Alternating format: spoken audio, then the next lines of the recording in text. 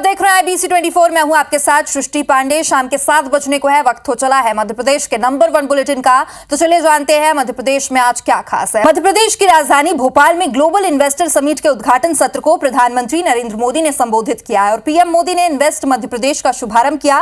फिर अपने संबोधन में कहा कि इस भव्य आयोजन के लिए मैं मोहन यादव जी और उनकी पूरी टीम को बहुत बहुत बधाई देता हूं। पीएम मोदी ने कहा कि 2 दशक पहले लोग यहां पर निवेश करने से कतराते थे और अब ये निवेश के लिए देश के शीर्ष राज्यों में शामिल हो चुका है।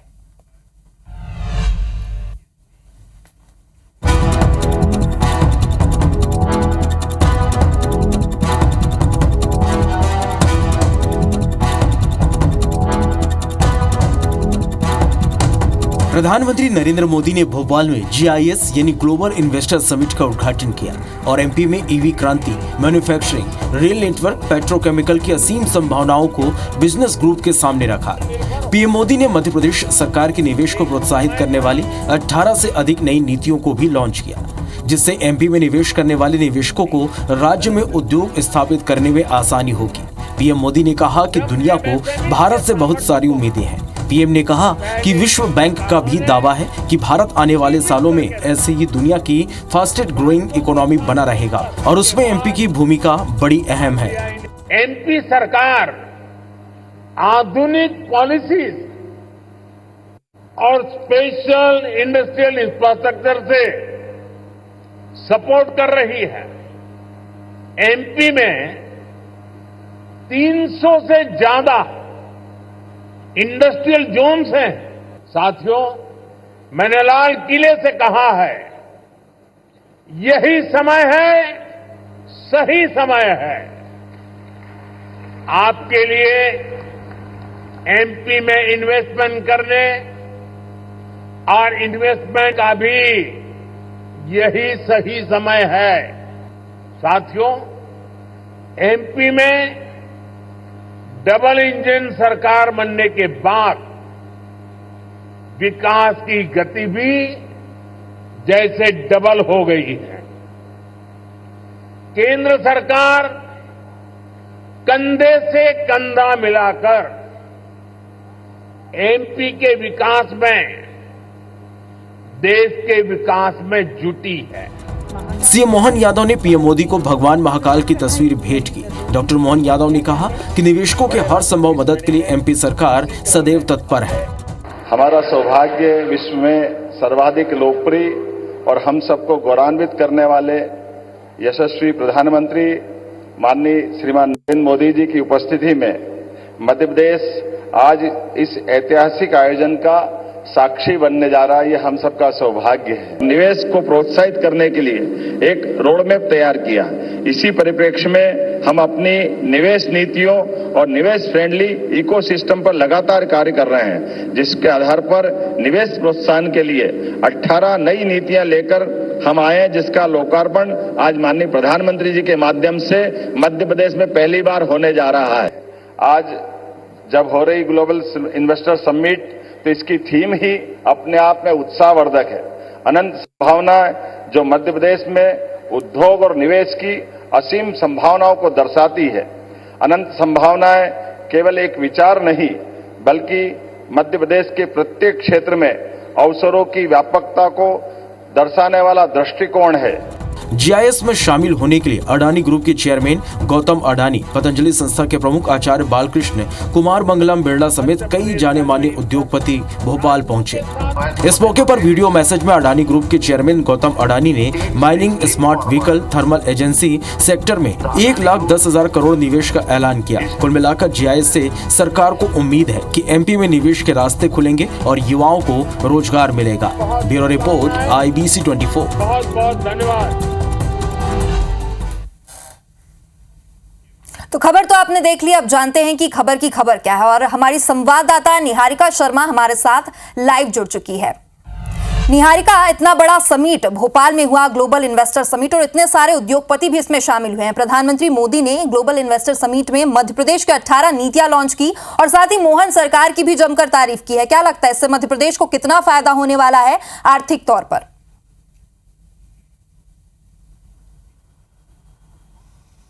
जी देखिए, बिल्कुल आज का दिन जो था वो मध्य प्रदेश की इस ग्लोबल समिट के लिए काफ़ी अच्छा रहा।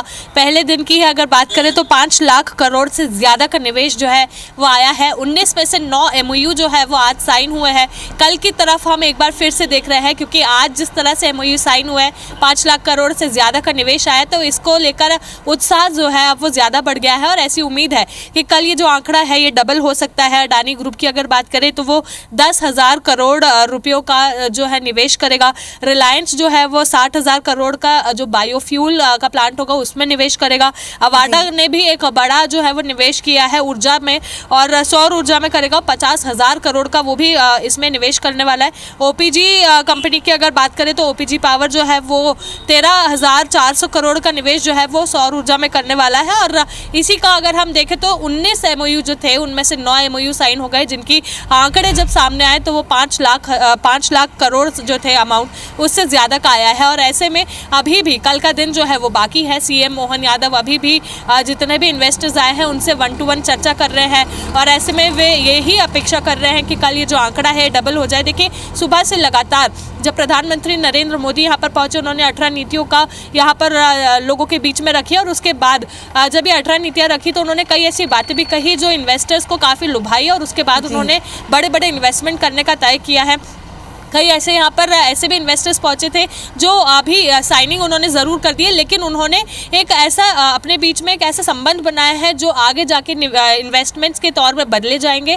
और फिलहाल वो केवल एज अ बॉन्ड यहाँ पर वे लोग साइन करके जा रहे हैं, लेकिन आने वाले समय में वो इन्वेस्टमेंट्स करेंगे, ऐसा वे लोगों को यहाँ पर गारंटी देकर जा रहे हैं। उसी के साथ अगर अभी की बात करें तो डॉक्टर मोहन यादव जो हमारे मुख्यमंत्री हैं, वे अभी भी सारे इन्वेस्टर्स के साथ 1-to-1 चर्चा कर रहे हैं, और ये अपेक्षा है कि कल ये जो आंकड़ा है डबल हो सकता है, क्योंकि कल का दिन अभी बचा है। कल भी 1-to-1 चर्चा जो है वो सारे इन्वेस्टर्स के साथ डॉक्टर मोहन यादव ही करेंगे। और कल शाम को जब बिल्कुल निहारिका, तो ग्लोबल इन्वेस्टर समिट का आज पहला ही दिन था और 5 लाख से अधिक का इन्वेस्टमेंट आया है, और अभी दूसरा दिन बाकी है। ये देखना होगा कि जमीनी स्तर पर इसका कितना फायदा होने वाला है। फिलहाल बहुत बहुत शुक्रिया हमारे साथ जुड़ने के लिए। तो मध्य प्रदेश में ग्लोबल इन्वेस्टर समिट में प्रधानमंत्री नरेंद्र मोदी ने एक बार फिर से मेक इन इंडिया पर जोर दिया है। भोपाल में सोमवार से शुरू हुई ग्लोबल इन्वेस्टर समिट में सीएम डॉक्टर मोहन यादव ने कहा कि उद्योगपतियों को हर सहूलियत दी जाएगी ताकि मध्य प्रदेश की तरक्की की राह पर वो चल सके। और समिट में पृथ्वी की दुर्लभ धातुओं के क्षेत्र में रिसर्च और इसके सेक्टर को विस्तार देते हुए चाइना को चुनौती देने वाली IREL ने भी अपनी प्रदर्शनी लगाई है।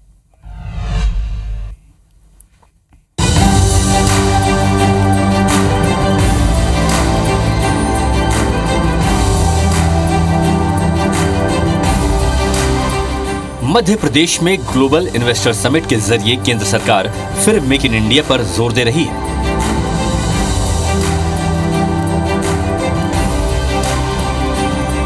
समिट में पीएम मोदी ने भी ये कहा कि मध्य प्रदेश को दुनिया भर के उद्योगपति बड़े निवेश के गढ़ के तौर पर देख रहे हैं। समिट की एग्जीबिशन में खास प्रेजेंटर्स ने अपने उत्पाद के बारे में लोगों को बताया। IREL ने भी अपने स्टॉल के जरिए पृथ्वी की दुर्लभ धातुओं और 1950 से शुरू हुई अपनी यात्रा के बारे में जानकारी दी। IREL is the only company in the country existing which is producing rare earth elements. It has been established from the year 1950. It is a excellent rated MOU rated company in the country, and currently we are doing the coveted material for the government of India, as well as some commercial vertical also we have developed like illuminite, rutile, zircon, garnet, and only the coveted material like monazite, which is used for the strategic purpose of the government of India. Currently, financially the company is poised. It has made the highest ever production in minerals as well as the chemicals, as well as the turnover has touched 2,400 crores last year. And we are, although market is not that conducive, but still we are hopeful that we will be doing still better this year. Exhibition में experts ने दुर्लभ धातुओं की किस्मों, उनकी खूबियों और उनकी प्रोसेसिंग के बारे में बताया कि कैसे दुर्लभ पृथ्वी तत्वों वाले प्रोडक्ट्स के लिए परमानेंट मैग्नेट के जरिए उनके हल्के वजन और उच्च चुंबकीय शक्ति ने इलेक्ट्रॉनिक भागों की एक विस्तृत श्रृंखला को छोटा करना संभव बना दिया है। यानी बड़े और फैले हुए इलेक्ट्रॉनिक प्रोडक्ट्स को मिनिएचर साइज में ला दिया है, जिनमें इलेक्ट्रिक व्हीकल यानी EV, घरेलू उपकरण, ऑडियो वीडियो उपकरण, कंप्यूटर और तमाम इलेक्ट्रॉनिक गैजेट शामिल हैं। वहीं rare earth elements catalytic converter, पवन चक्कियों और हाइब्रिड कारों के बेहतर परफॉर्मेंस के लिए भी मदद करते हैं। IREL के अधिकारियों ने कहा कि केंद्र और मध्य प्रदेश सरकार के साथ हम कंधे से कंधा मिलाकर आगे बढ़ रहे हैं। एक बहुत ही महत्वपूर्ण सेक्टर है और रेयर अर्थ जो है ना वो विटामिन की तरह काम करता है। थोड़ा सा क्वांटिटी आप रेयर अर्थ का डाल दो, वो जो मूल सब्सटेंस है उसका कैरेक्टर ही बदल देता है। जैसे स्टील के अंदर रेयर अर्थ का ये जो हमने बनाए हैं मेटल्स, वो जाने से स्टील का क्वालिटी एंटायरली डिफरेंट हो जाता है और बेहतर हो जाता है। और मैग्नेट्स में थोड़ा रेयर अर्थ जाने से वो मैग्नेट का प्रॉपर्टी बदल जाता है। तो ये इनको हम लोग बोलते हैं ये विटामिन की तरह काम करता है, परफॉर्मेंस एनहांस करता है। पहली बार भोपाल मध्य प्रदेश में आचारपुरा इंडस्ट्रियल एरिया में ये रेयर अर्थ मेटल्स बने हैं, जो कि मेटल्स हमारे mobile phones, speakers, magnets, defence, aerospace हर क्षेत्र में यूज़ होंगे।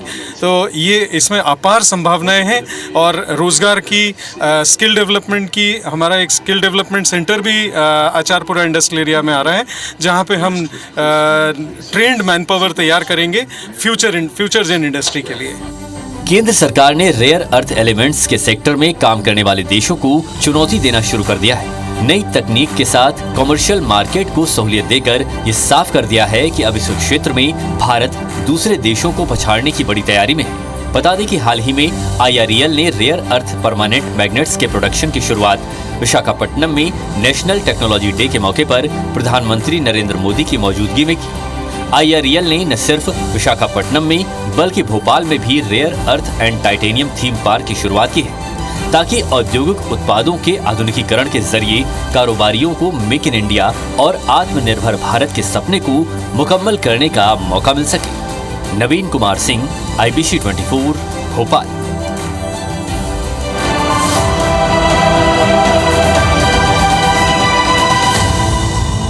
ग्वालियर से एक बड़ी खबर बता दें, जहां पर जीवाजी विश्वविद्यालय में NSUI का प्रदर्शन चल रहा है। कुल सचिव ने पुतला जलाने के दौरान खींचतान हुई है और विश्वविद्यालय के गार्ड का हाथ भी इस दौरान झुलसा है। कुल सचिव अरुण सिंह को हटाने की ये लोग मांग कर रहे हैं और घायल सिक्योरिटी गार्ड को मेडिकल के लिए भी भेजा गया है। कुल सचिव अरुण सिंह बोले कि सख्त कार्रवाई की जाएगी और इस तरह के धरना प्रदर्शन की इजाजत नहीं है। यूनिवर्सिटी थाने में आवेदन दिया जा रहा है।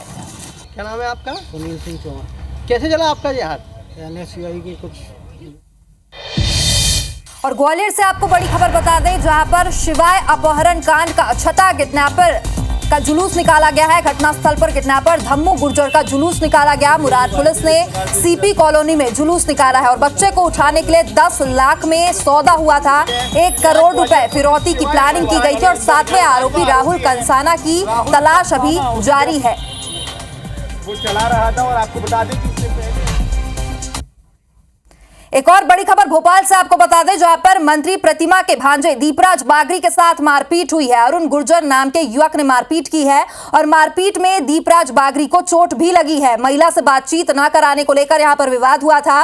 मारपीट के बाद आरोपी युवक फरार है। हबीबगंज पुलिस ने मामला दर्ज कर जांच शुरू कर दी है। तो बड़ी खबर भोपाल से आप तक पहुंचा रहे हैं, जहां पर मंत्री प्रतिमा बागरी के भांजे दीपराज बागरी से मारपीट की खबर है। अरुण गुर्जर नाम के युवक ने मारपीट की है और अभी फरार जो आरोपी है उसकी तलाश जारी है।